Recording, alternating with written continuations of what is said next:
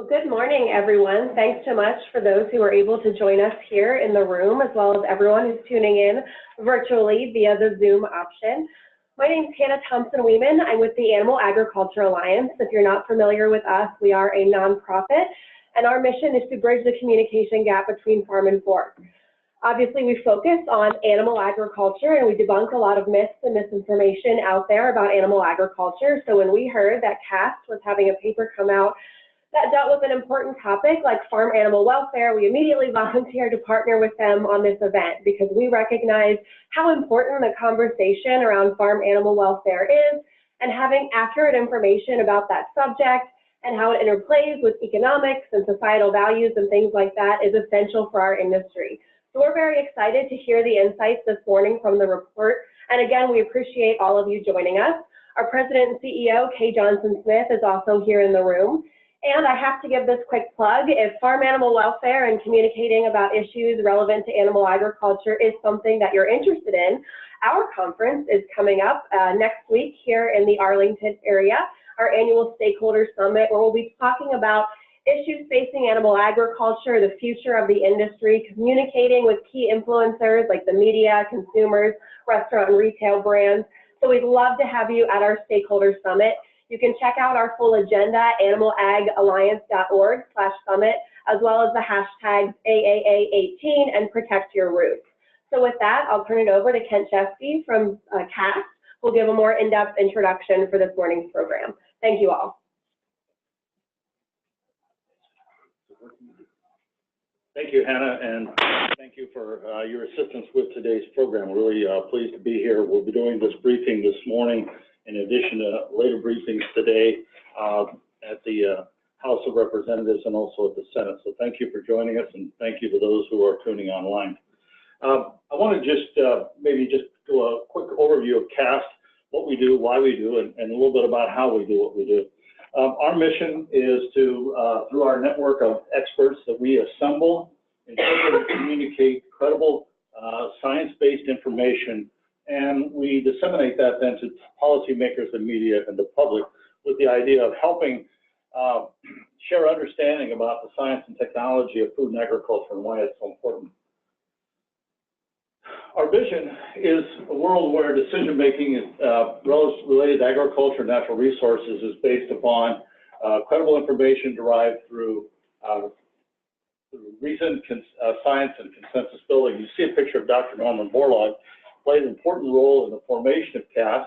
One of the first CAST paper that was actually published, Dr. Borlaug was one of the lead authors on it, and some of the last writing Dr. Borlaug that was published prior to his death was actually a preface to a CAST paper. So a lot of what we do is working to kind of fulfill his mission around science and science communication. What does CAST do? Well, we primarily disseminate printed materials. We have a number of online resources that we have available. We also have videos that we put out on YouTube, SchoolTube, and on our website. And then the other thing that we started recent is translating a lot of these materials both into Spanish and to Mandarin Chinese to make them available to people. How do we do it? CAST is a relatively small organization. We do it through a series of a lot of volunteers that serve CAST. We're a membership organization that represents scientific societies. We also have companies, nonprofits, and universities that are members of CAST.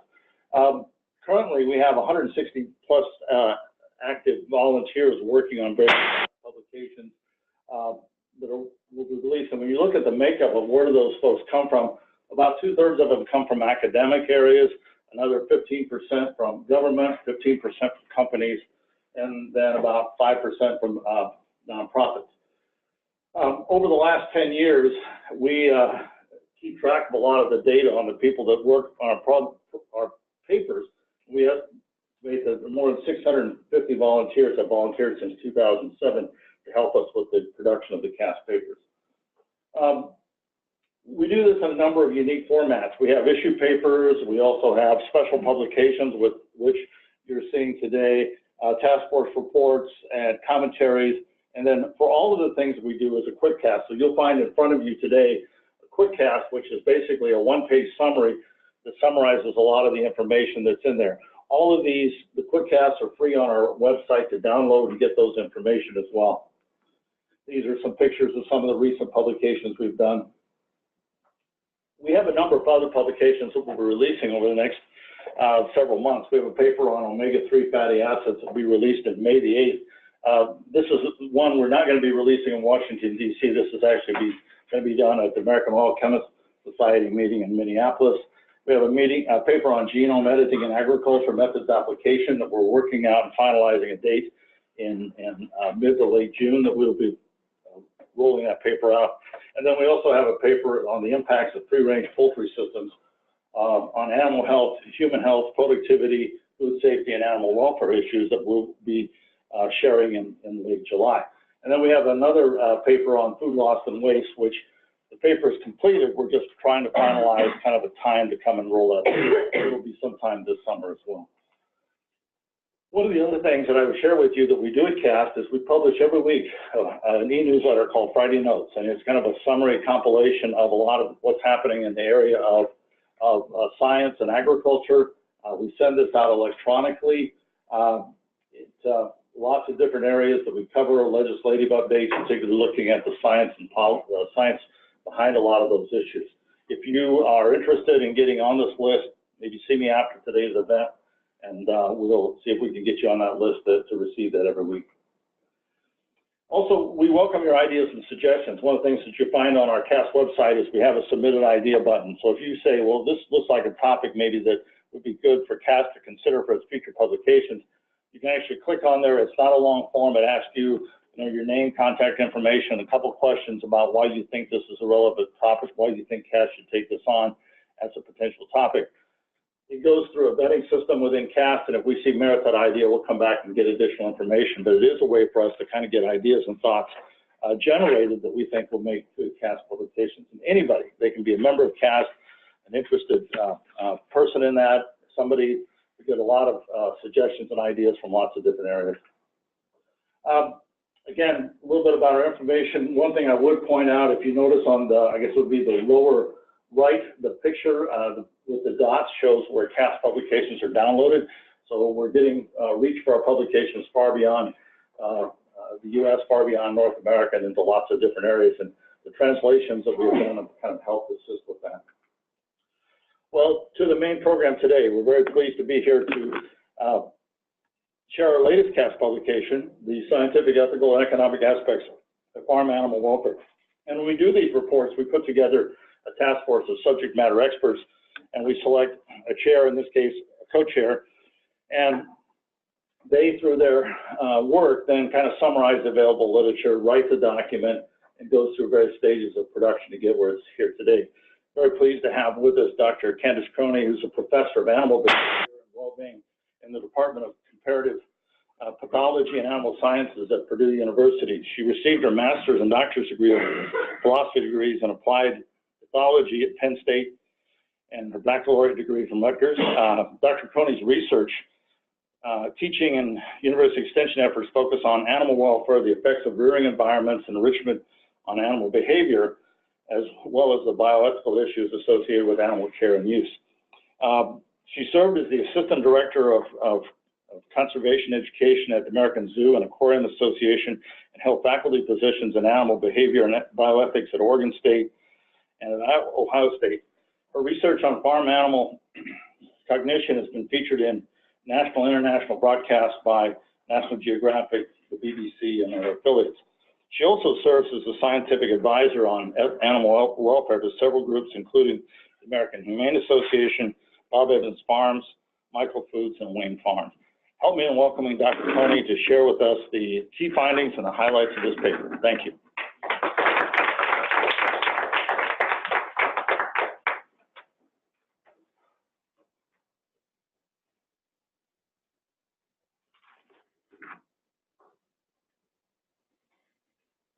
Good morning, everyone.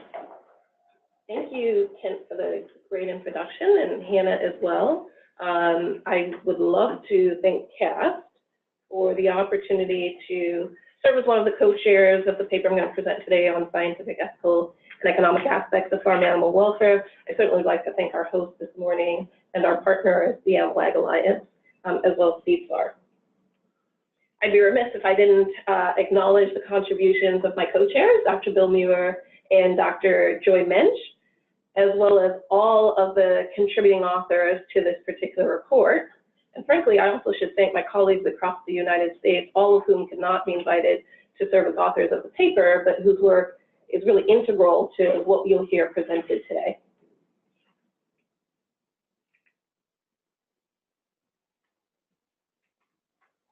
Okay. So the last task force report on agricultural animal well-being, and you'll note there's a name shift to animal welfare, was published in 1997. As you might imagine, since then, there have been tremendous advancements in our understanding of the sciences that are relevant. We also have several outstanding challenges that remain despite over 2 decades of very hard work in this area.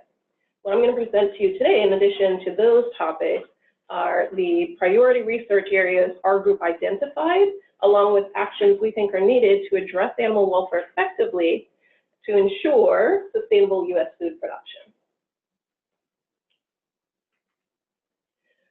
One of the issues we know is that today, large-scale intensive systems of production that predominate U.S. animal agriculture are generating many concerns for consumers.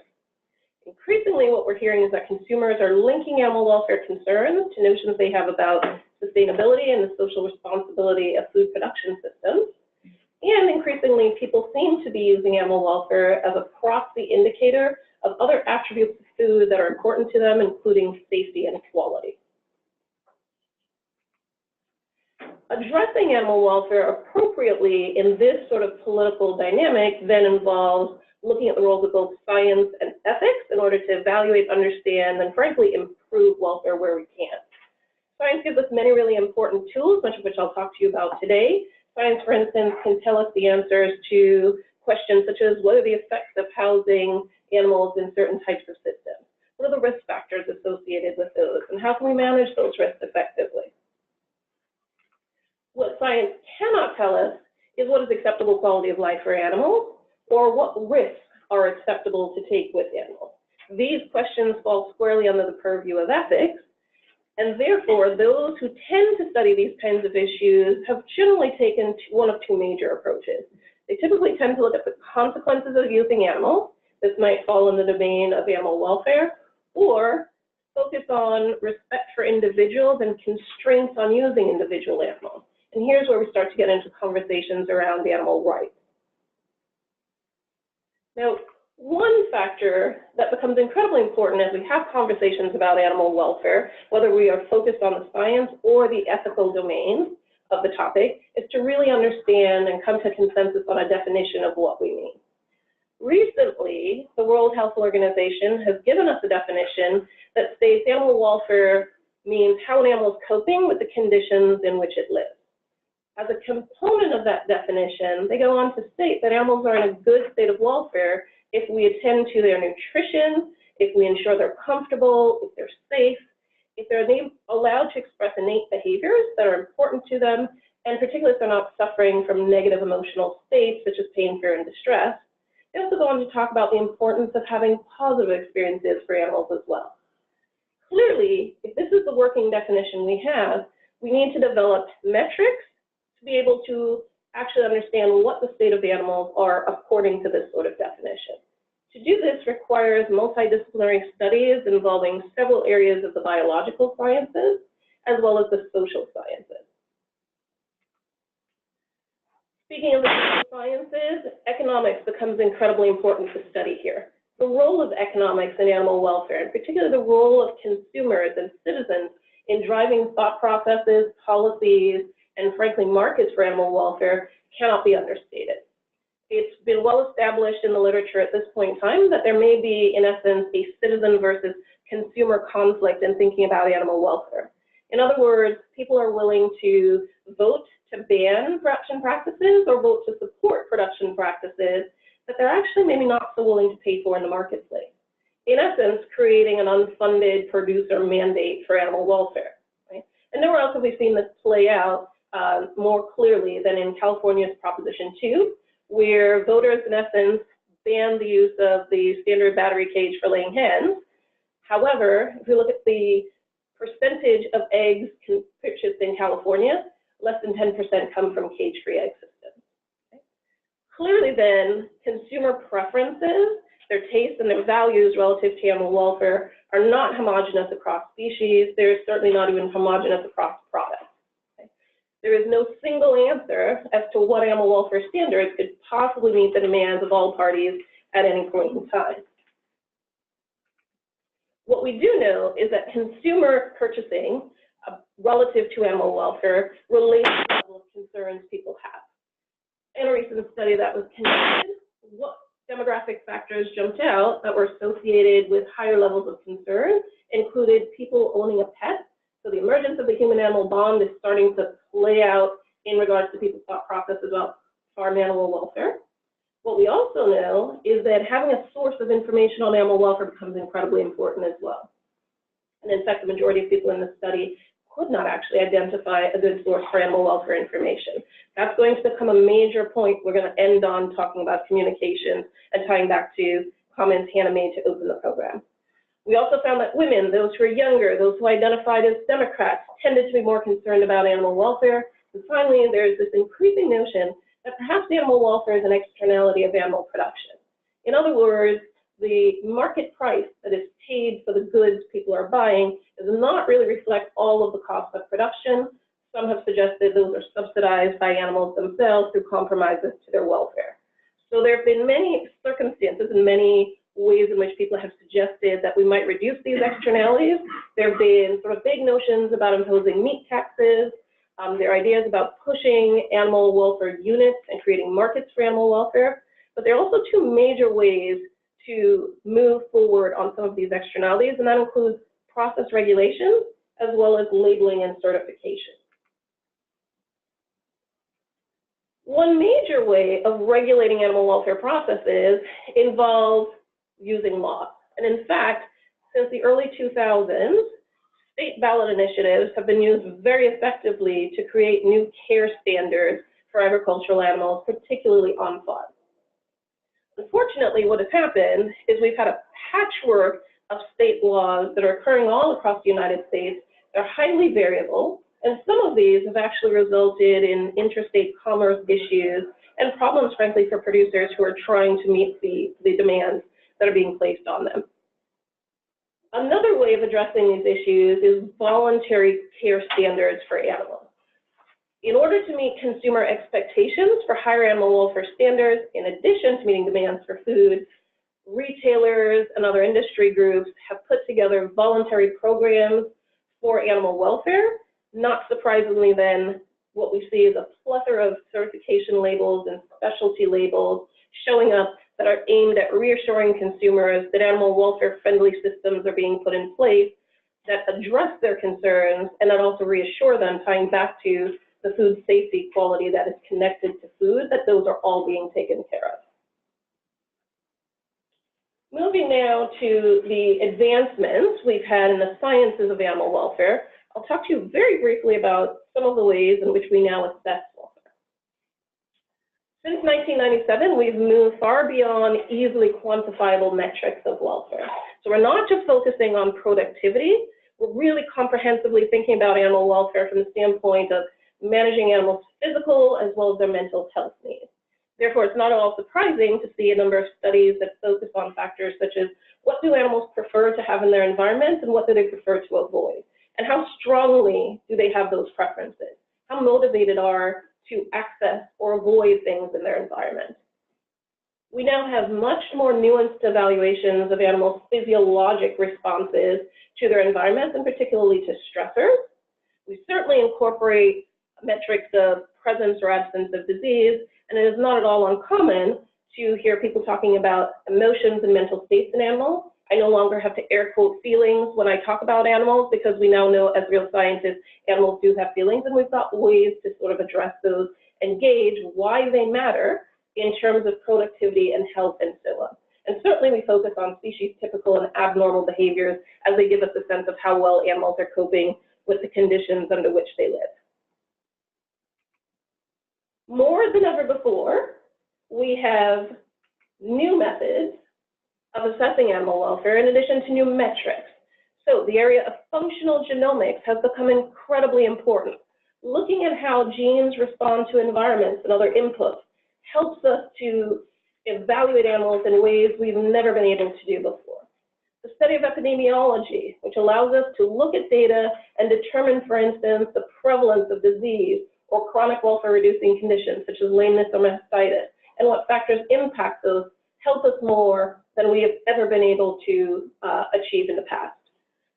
We now also have a number of automated and non-invasive methods of assessing animal welfare, particularly the development of sensor technologies that allow us to remotely monitor how much animals are eating, how are they moving around, how frequently are they moving around, how are they behaving.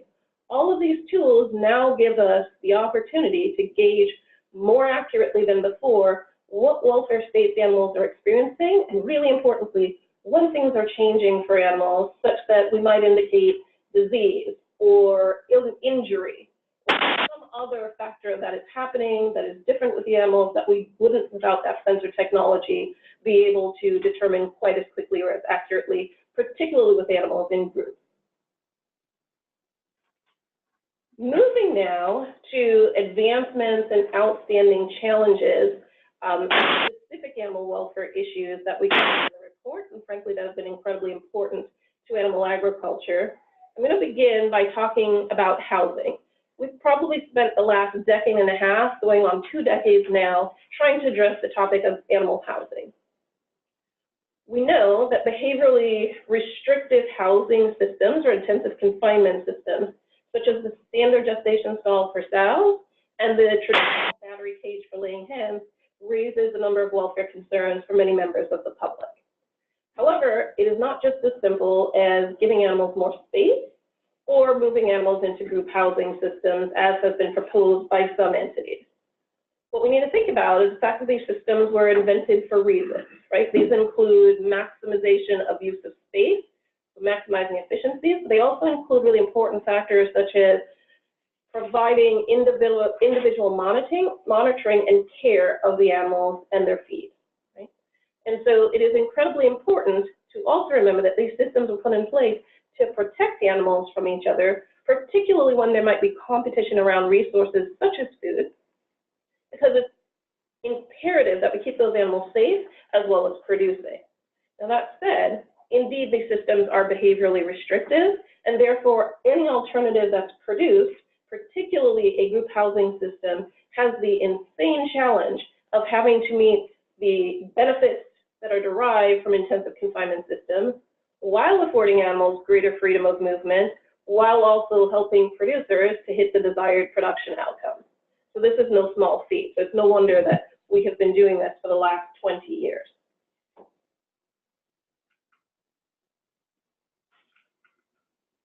What we now know is that all systems have their welfare advantages and disadvantages.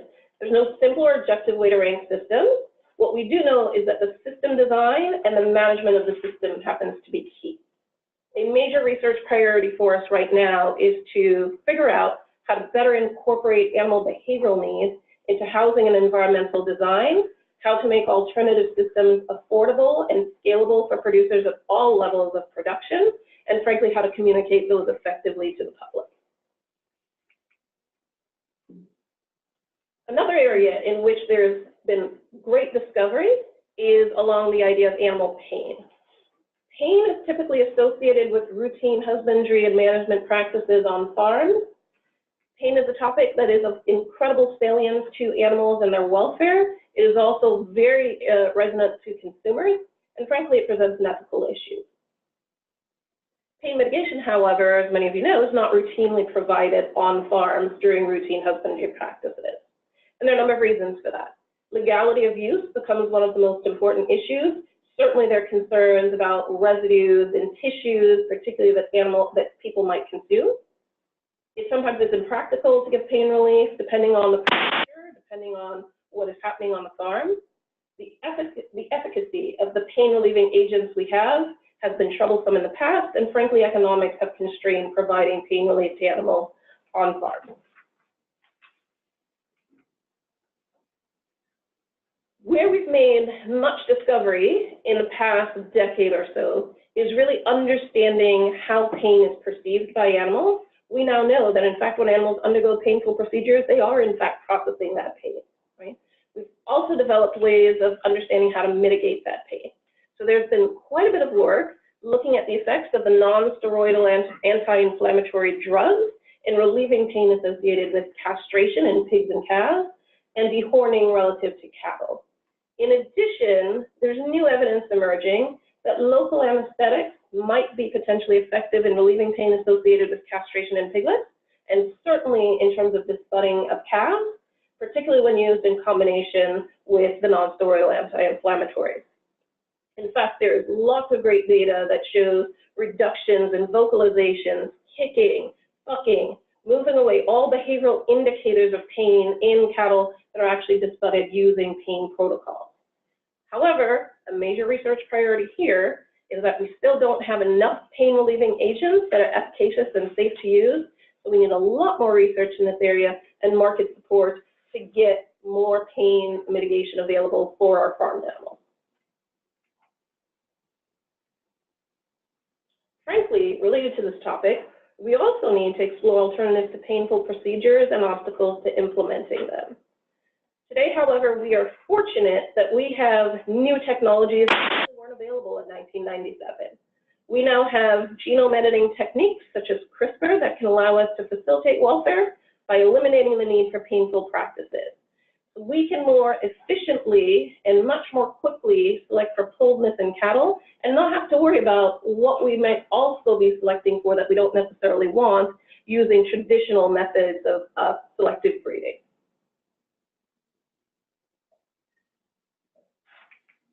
Speaking of genome editing techniques, the role of genetics and new genetic metrics of welfare cannot be understated. Genetics may potentially give us very useful tools in terms of promoting positive welfare outcomes for animals that are group housed. Because frankly, some of the problems we run into reflect a mismatch between animals and their environment. And this can manifest in a number of different ways. For example, what we might run into is injurious feather pecking in hens in group systems where they now have much more free access to each other. So the picture at top shows you an example of a hen in an open system where she's actually been pecked to the point where her back is almost naked. She is at risk now. Likewise, sows that are kept in group housing systems that are not well adapted socially or behaviorally to be in those systems with each other can be at risk for serious problems such as tail biting and vulva biting. And here's an example of that sort of injury that can occur. It's been suggested, therefore, that one of the tools and one of the areas of priority research focus ought to be on shifting our emphasis in our selection of animals from not just individual performance, but to doing well in groups. So holding up productivity well, but also selecting for ability to get along harmoniously with group mates. In addition, it is really important that we select for robustness in these animals. Robustness simply means that these animals are going to be able to live up to their productive potential, but also be resilient to stressors in the environment. These stressors might include life in a group housing system. Factors that can be focused on here include survival rates, like structural soundness, longevity, and a lot of health-related traits.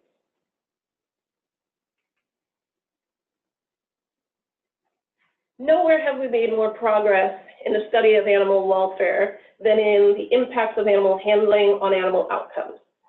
We know that the quality of handling an animal receives impacts meat quality, right? And here's where you see that tie back to what consumers are hearing and reporting back in terms of using animal welfare as proxy metrics of the quality and safety of foods they're getting. We also know that animal productivity is incredibly impacted by quality of animal handling. We have good data that shows us that rough or inconsistent handling dramatically impacts productivity levels.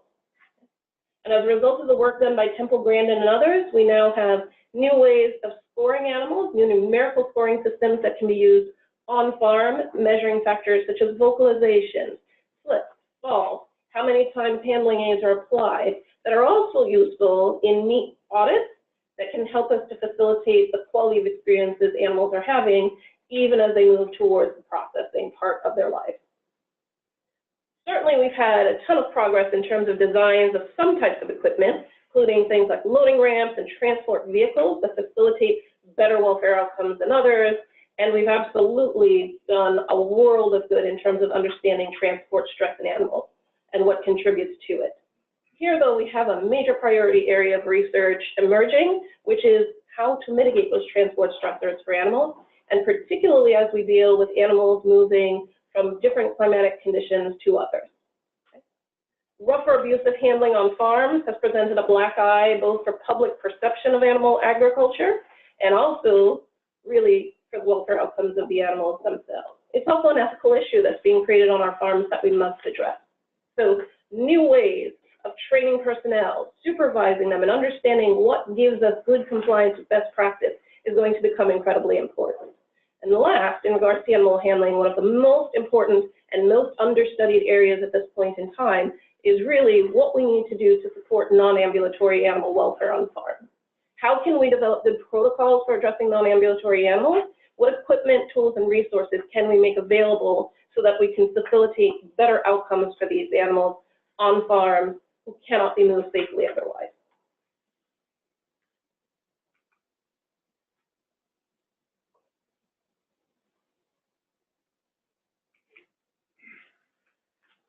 In regards to euthanasia and slaughter, the American Vet Med Association has compiled a number of different guidelines for virtually every farm animal species relative to what constitutes humane euthanasia. This represents a massive improvement over where we were in 1997. I couldn't possibly go into all of the details for you. What I can tell you is that in addition to euthanasia, we've had some great work put into refining slaughter practices, and particularly relative to reducing animal distress and also rendering animals insensible prior to being killed. What we don't know as much about yet, and is a new emerging priority, is how to accomplish timeliness of euthanasia, how to ensure the quality of euthanasia that occurs on farms. Another area that is going to become problematic that we need to really address is the question of antimicrobial resistance. Given the judicial use ruling on antibiotics, it is really important that we need to think about how farmers, particularly if they're asked to manage animals in groups, if they choose to go in that direction, how can they safely manage animals? How can they protect and promote their health? And what alternatives, if they're not able to use antibiotics as they have in the past, can actually facilitate good health and productivity outcomes for the animals they have in their care. Last, in regards to the specific scientific areas in which there have been a lot of progress, in 1997 and from then on, the emphasis had been previously on identifying and mitigating negative mental states in animals, such as fear and distress and so on. It was recognized even then that those negative experiences could actually impact animals' physiology and in turn impact productivity, as well as being, again, a relevant concern for the American public. Where we've moved now and where we have need for additional research is identifying positive methods of welfare. How do we know when things are going well for the animal and they feel well as opposed to feeling poorly? We need to put some more effort into determining, identifying, and refining metrics of positive affect relating to animal welfare, as well as continue to ensure that we're addressing negative states of being and minimizing those. Wrapping up very quickly, we've identified a few major needs for the U.S. moving forward on this particular topic. The first is to increase U.S. capacity for animal welfare research. Frankly, the U.S. is lagging behind its European and Canadian counterparts in regards to the number of researchers we have, the knowledge base we have on welfare, and frankly, our species diversity expertise on animal welfare. We are few and we are mighty, but we are mighty few, and the resources we have to work with to conduct animal welfare research is frankly insufficient.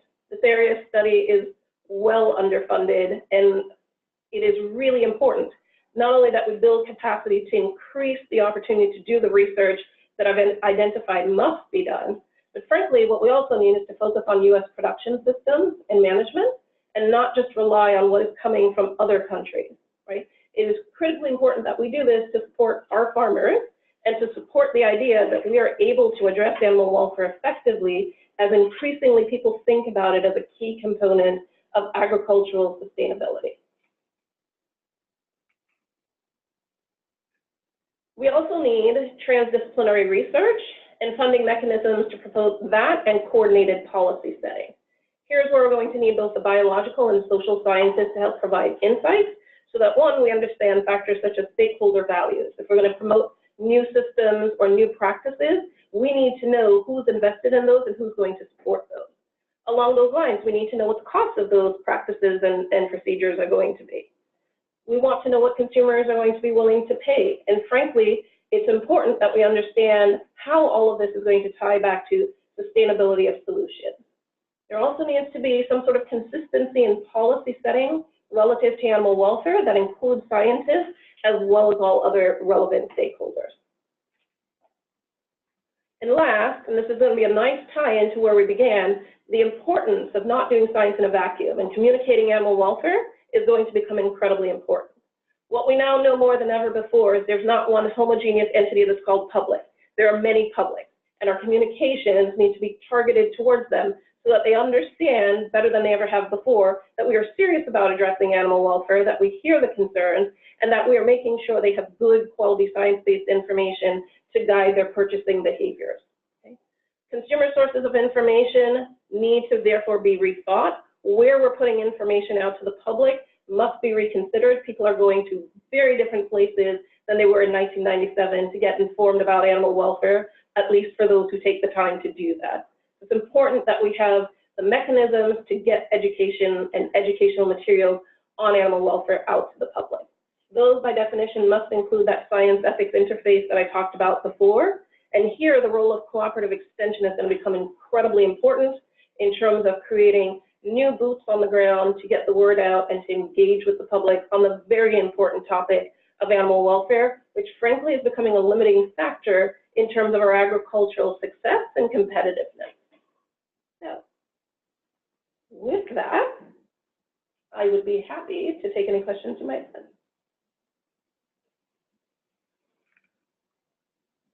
Thank you, Candace. Again, as she said, if there's any questions or comments that you all would like to make about the paper and the presentation, now is the time to bring those forward. So the floor is open. I'm sorry, I missed most of this. Oh, I'll just do it all again. It was recorded. No, yeah, because this was the few minutes I saw, really very compelling. So thank you. Thank you. Question coming over here. Yeah. Hi, Gary Blumenthal, World Perspectives. Can you speak more to the coordination of all this with OIE, APHIS, the Europeans, so that we're sort of all moving in the same direction? That's an excellent question. So in terms of how we all move forward together, this is one of the reasons we talked about as a major priority, coordinated policy setting and good governance that really is more inclusive than it has been before. In regards to OIE, for instance, all of the member states agreed to support the definition that I presented, and I did give you a truncated version of that. We do need to have more summits, for instance, where discussions about how we incorporate new science into definitions moving forward, where the U.S. is well represented, needs to take place. Okay? In terms of coordinated policy setting, it is oftentimes very clear, particularly engaging with members of the public, which I do frequently, that people don't understand how policies get set on animal welfare, and people need to hear a little bit more. There needs to be a little bit more transparency in terms of how policies get set, who's setting them, what role consumers and other interested members of the public have in having their voices heard, right? Which is going to require different mechanisms that we don't really have in place right now. It's also going to include really representing the commodity groups and, again, farmers of different scales, right? Because the economics of farming has to come into play. And so here's what we struggle with. How do you get all of those messages together? How do you get all of those entities together to really cooperate on setting good standards for animal welfare that at least we're going to be able to achieve more consensus than not, so that our ag systems, frankly, are perceived to be sustainable and, frankly, responsible, right? It's a difficult task. We don't have easy answers. what we want to identify is we need better mechanisms to coordinate all of that. Yes. I thought it was interesting on one of the earlier slides about consumers that are more engaged in this had a source of animal welfare information. Did they, was there some expression of how partisan they were in that source of animal welfare information? I mean, is there openness there to inject science into that source of animal welfare information, or were they, very partisan in PETA is my source of animal welfare information, or, industry is my source of animal welfare information? How do we bridge that gap? I'm going to give you such an easy answer until you ask that last question. Truthfully, I don't know how partisan they were, and I'm going to give you some disturbing news. In that study, what we found is the majority of people could not identify any particular source of information they go to for animal welfare. Okay? What they did tell us is when they could identify a source, it was primarily HSUS and PETA. If we looked at government sources, industry sources, I'll hang my head in shame, university sources, really very few people, I'm talking less than 5% were using those. We repeated a version of that study a year later, and we saw similar patterns, right? More indicated they had a source for animal welfare information, but generally the same patterns were there. What that tells me is, despite the fact that we're investing so much in animal welfare, we're doing this today, it is not making it into the public domain, right? What we also saw happening in that data set is, because it was tied to understanding what was going on in terms of swine production, simply because there were a lot of undercover scandals going on at that point in time, we asked people questions about production practices that were of concern to them. And they actually told us they were reducing consumption specifically because of animal welfare concerns. And so when we asked them about certain production practices relative to pork production, use of gestation stalls, use of farrowing stalls, teeth clipping, castration, and so on, they could give us answers about those questions. And in fact, their number one concern was housing, right, particularly gestation stalls.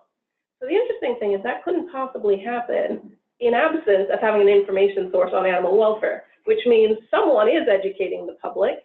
They're just not recognizing that it might be appropriate to come to sources that are science-based, right? And so what we have to explore is whether we're making our information accessible, attractive, easy to navigate, because otherwise we're going to run into the same problems that we've had since the early 2000s, where it seems like consumers are almost at war with those of us who are affiliated with animal agriculture and vice versa, and we're not.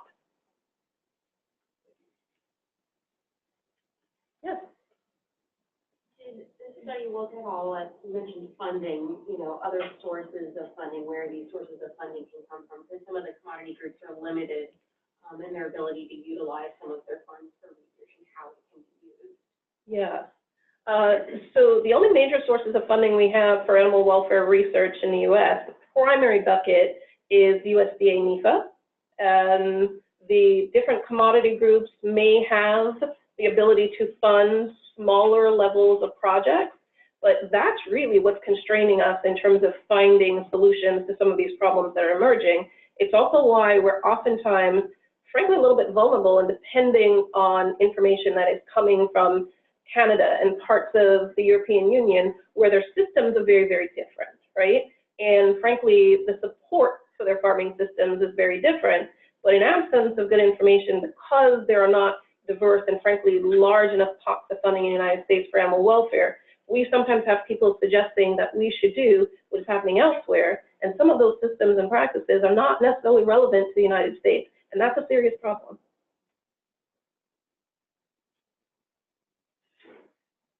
Thank you. You said, you prefaced a response to this question with, you had some disturbing news. Were you referring to the fact that most people don't have a source for animal welfare, or that their sources humane society? And can you comment on whether humane society is science-based? Yeah, great question. Yeah, I think it's disturbing for two reasons. we have invested some. I've tried to make the case we need much greater investment in animal welfare science because we do need it to solve problems. It is disturbing, though, that with the amount of resources that have been dedicated to studying these areas, that so many people will tell us they don't know where to go to get information on animal welfare. And so, in fact, when they can name a source, they're going to major animal protection groups for it. What is interesting is, for instance, the HSUS oftentimes uses the animal welfare science research that my colleagues and I are creating, right?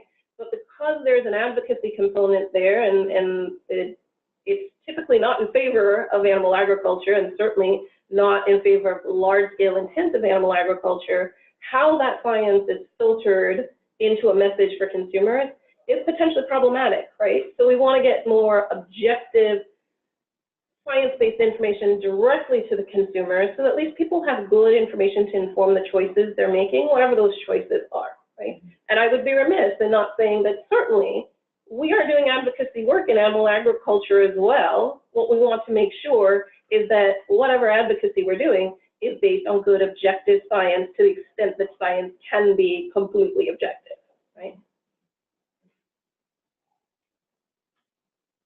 And as you talked about some of the emerging science that we now have, and I know when you all did this paper, it was more really a synthesis of existing and published literature, but from where you sit, what you see coming down the road in terms of new research, new innovation, new use of science technology, what do you see as the top 2, 3 areas that we think we can make significant progress in this area over the next 5 to 10 years? Mm-hmm. Great question. So I think I told you that there's been so much happening with animal handling. I think the handling of non-ambulatory animals is a real risk factor for many of the commodity groups. We absolutely have to do a better job there. We need more science there. Okay. The area of animal pain is going to increasingly become problematic for us. We need to invest, as I've talked about. Euthanasia. We are struggling with euthanasia and some aspects of slaughter processes. How do you, for instance, euthanize baby pigs on farm, and how do you do it in a way that is effective for the pig and is also not going to create major public distress when people learn about how those methods of euthanasia occur, right? And so I do want to be a little bit careful. Consumer awareness and understanding of animal agriculture and animal welfare practices is another major area that we need to focus on, including blending in with the ethics of some of our production practices, right? Because these are going to be critical for corporate social responsibility, where people are now starting to look at those particular policies and where animal welfare fits in. We have to address at least those major key points because so much pressure is being put on corporations and industry groups to make moves to address those topics that frankly I worry we might end up with policies and practices that frankly are consumer driven when they should be driven by the welfare outcomes for the animals themselves and what farmers can actually realistically manage, right? And so here along those same lines, now that the use of antibiotics and concerns again about the impacts on human health relative to what antibiotics or other antimicrobials are used in animal agriculture is going to create some new challenges, particularly when combined with public pressure to move us towards group housing systems. So I gave you, I think, 4.5 there. Yeah. Kevin King with the Association of American Veterinary Medical Colleges.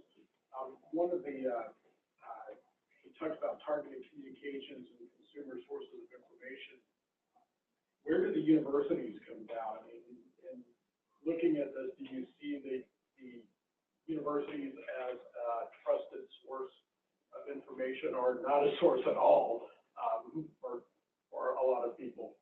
I'm so sorry you asked me that question. I'm a little ashamed to answer it in light of our own data. I was afraid of that. But I think it gives us an opportunity to take a good, hard, honest look at what's happening, right? So in general, and we did not ask this in the study that I presented, we do actually have studies that focus on who is trusted on animal welfare and who is not. In the studies that we've done, I don't know that universities have been included there. So I'm going to go back to the study that I did mention in this particular report. Because I know that, and just to kind of follow up, I mean, I know that our schools, the veterinary colleges, are a trusted resource for members of Congress and staff on the Hill. Yeah. And we get those calls, and we get asked, what does this mean? Have you done research on this? So I just... Yeah, so I think the role of universities is critically important in doing research that looks as unbiased as it can be and is as unbiased as it can be, with the understanding that nothing is completely value-free and objective, right? So we do serve that role. The problem that jumps out at me is when we look at the data that we have, if people are not using university sources disproportionately higher than some of the other entities that they're going to, we need to ask why. And I think, again, this is a failure to market our education programs, our discovery programs, and really connect with consumers effectively, right? The other thing is, if I don't think to go to Purdue University or Iowa State University, I don't even know what the term extension is. I might be missing all of this good information, right? So we need to think more creatively in terms of our partnerships relative to factors such as who has good resonance with the public, who can we partner with who really is out in the public domain that can actually do a version of what we saw in that study, which is get good quality information into the mainstream so frequently and from so many disparate sources that people can no longer realize they're actually being educated when in fact they are. My question is actually in the same vein, but from a different aspect. I'm a member of the Tufts Nutrition Council, which is an advisory board to the dean at the Friedman School of Nutrition in Boston. And one of the innovative programs they have is called the New Entry Sustainable Farming Project, in order to encourage flatlanders, as we used to call them in Vermont, to become farmers. These are people who do not come from agricultural traditions. They're learning everything from the ground up. Doesn't solve the problem, but is it a piece of the puzzle to think that you can interdict that process and teach new farmers what they should be thinking about with regard to ethical treatment of farmers? I think that's an excellent point. There was one component of the report that I couldn't get to. Actually, there were many that I couldn't get to for the sake of time. The emergence of urban agriculture is a great contributing factor in regards to building awareness and that understanding and promoting of the connection that animal welfare ultimately is really important to the animal, it's important to the person, it's important to having good production outcomes as well. You're actually speaking to the thought process that I had that arrived at the question that I asked, which is, this is extraordinarily important, and it's focused on production agriculture. Farms where you can really create huge problems that are of detriment to animals. But aren't there a lot of people who have small farms and who don't know better and are inadvertently creating adverse conditions for animals? And should they be a part of the matrix that you're addressing? Absolutely. And this is why I go back to the point that we must find solutions that work for small farmers as well as for larger ones, right? I talked a lot about communicating with the public, but we have done a tremendous job in the past few years, particularly the last decade, in creating multiple symposia on animal welfare to the point where, frankly, it's hard to get to all of these, or even many of these, so that we actually can get the word out to farmers, small farmers, backyard farmers, and so on animal welfare and its importance, right? That's going to become increasingly important as we move forward in the future, because we know people are really interested in food. We know people want to feel connected to food. We also know that people feel connected to animals and they want to do right by them. It is a perfect mechanism to interject a lot of these messages and get good science out there for people. Start on the top of the hour, probably one more question. You had mentioned about voluntary labeling and certification. One of the things that I think a lot of the groups who do write standards, and they struggle with finding the metrics for some of these more elusive aspects of animal welfare. And is there a better way for researchers and those who are working on these standards and these programs to come up with metrics that are of value and that are easily repeatable on the farm. There's a lot of stuff that happens in the research side that just economically can't be done on the farm. So how do we kind of bridge those? Yeah, on-farm assessment of animal welfare has become a major focus over the last decade. In fact, there's a program every year specifically on that topic, right? You know, here's the real problem. It's not just finding good metrics of welfare, because from a scientific perspective, we are getting to the point where we are able to say there are certain key metrics that if you are going to assess animal welfare, you absolutely should have these included, right? It's sort of, what are the additional ones that we're missing that we could get at? That's where the new science that we talked about is needed. But really, there needs to be better coordination, right? So when we think about, for instance, voluntary standards program, we don't want really disparate programs where it looks like, okay, for this brand, this label, or this commodity group, the only things that are important or the primary importance are these particular indicators of welfare, versus over here in this other program, it's a whole host of others, right? Because then what we do is we create confusion for people who are paying attention. We also create competition we don't necessarily want to create.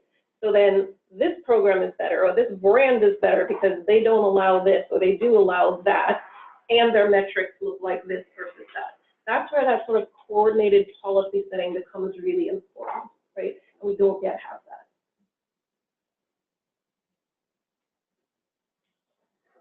Let's give Dr. Croney a round of applause for the presentation.